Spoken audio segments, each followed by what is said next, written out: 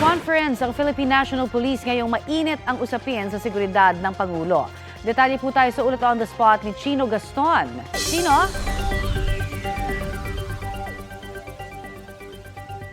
Connie, walang nakikitang banta sa pambansang seguridad sa ngayon ang Philippine National Police.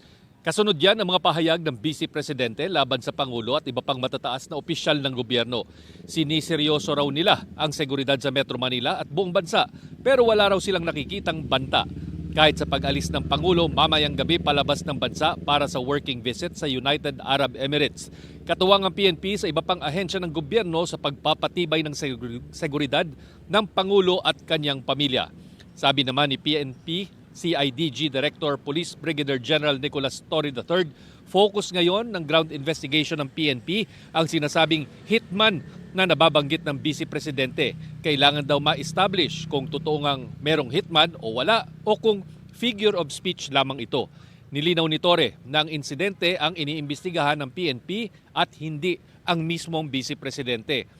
Moto proprio or on its own sinimula ng PNP ang investigation sa mga statement ng Vice President bilang anticipation sa gagawing request ng Presidential Security Command na siyang lead agency o nangunguna sa mga investigasyon sa mga banta sa buhay ng Pangulo.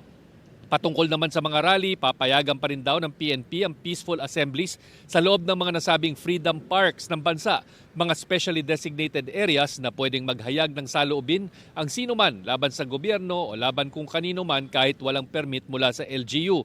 Yun nga lang, may magbabantay pa rin mga pulis tuwing may pagtitipong ganito para tiyaking hindi magiging magulo o marahas ang nasabing pagtitipon.